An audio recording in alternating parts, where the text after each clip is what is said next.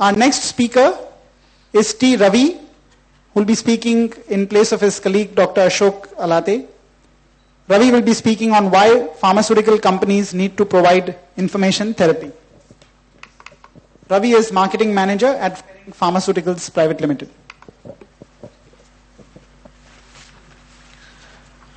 Good afternoon.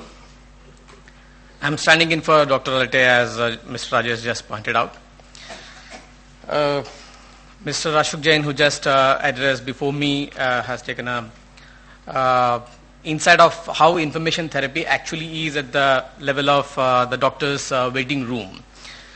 So, which also happens to be the interface where I, coming from a pharmaceutical company, would be dealing with. We also seen the various speakers addressing these two facets, that is prosperity-related health issues.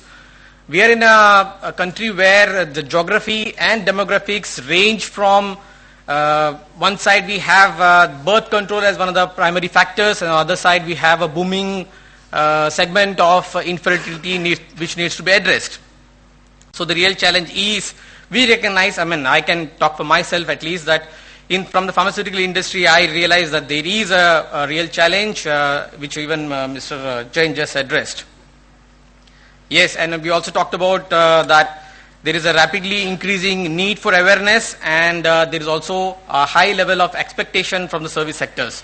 And today, yes, like Vandana or somebody talked about just some time back, that if she refuses to be a part of a program which should be treated, things have changed a little bit, at least in the urban areas where patients do have access to other alternatives. But from my perspective, I will deal of why does a pharmaceutical company need to be a part of this information therapy.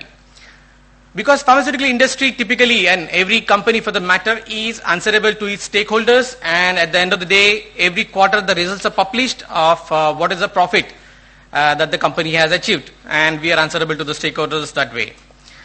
So I'm trying to find the synergy of when we address a typical topic like information therapy, apart from other factors, how does it help the pharmaceutical company, and how does it go a long way in providing the total healthcare solution.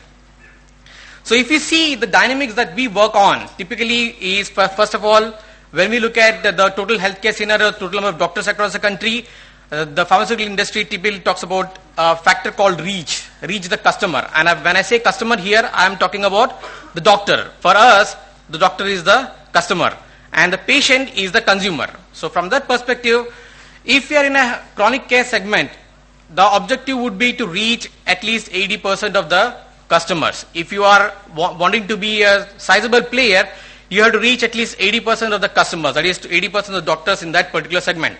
This is definitely not applicable to large products or antibiotics where the reach would have, it is impossible to reach 200,000 general practitioners. But when you talk about diabetes, when you talk about cardiology, when you talk about nephrology, when you talk about infertility, these are sectors where if you want to be a reasonable player, you have to be aiming at least 80%. So reach is one of the important factors. And when we talk about reach, we are talking about the patient and the doctor. Where do they reach? That is the clinic.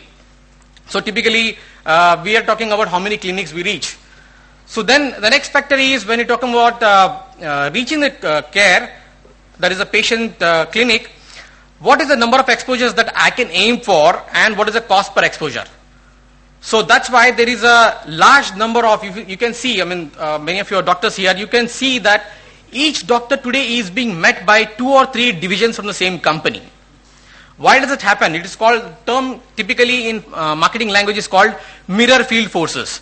This mirror field forces happens because we are trying to aim for multiple exposures. So if each doctor is being met twice in a month, 3 divisions are meeting the doctor, we achieve 6 exposures per month, and then the cost of exposure goes down drastically. And why this is being done? Because the large segments like diabetes, cardiology, these segments are growing very rapidly. So if you want to create an entry barrier for other companies to come in and want to get greater profits, one of the entry barriers is you can put in more number of people and create an entry barrier.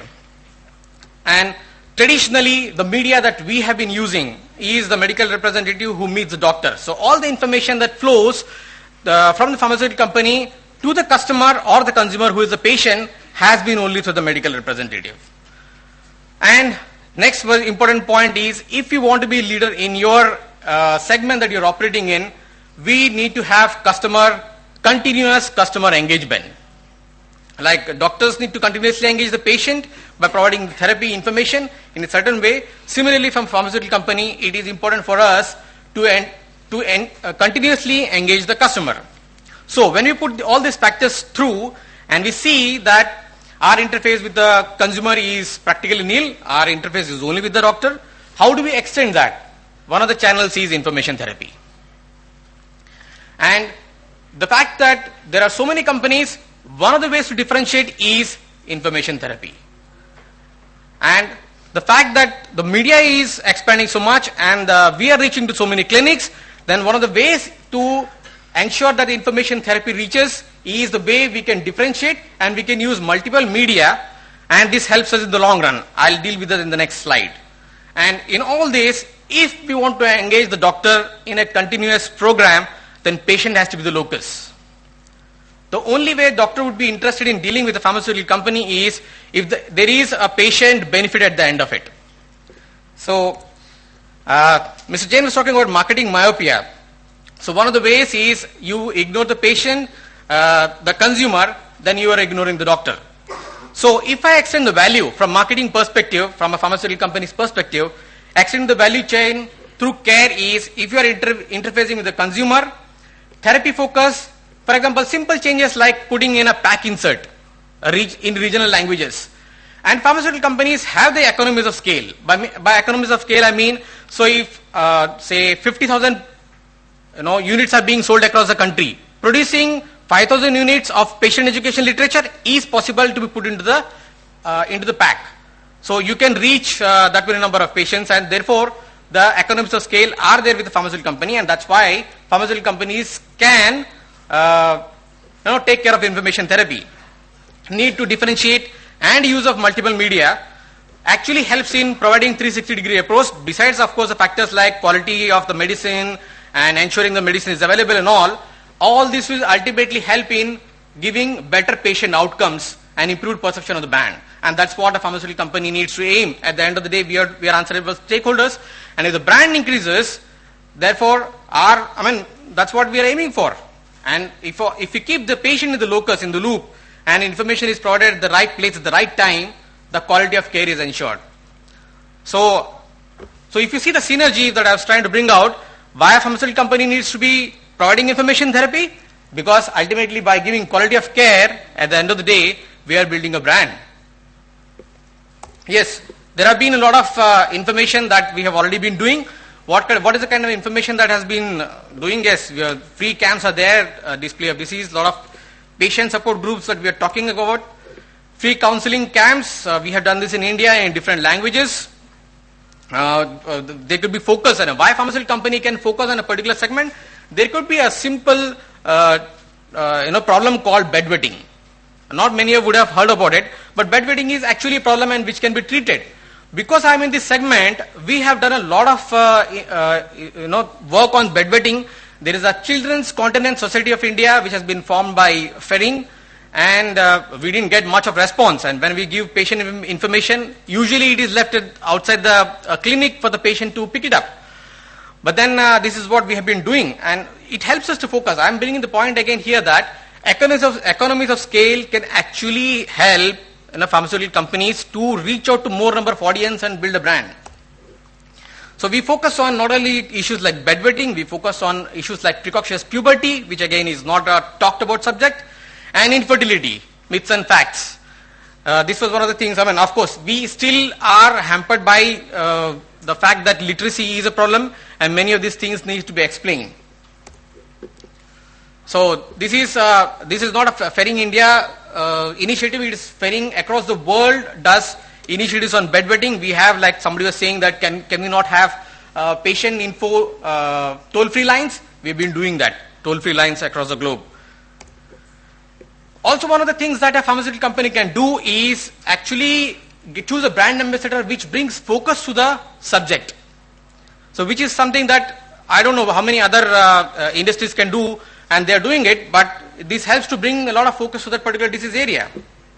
And that, just like I talked about, patient groups, it also can be done.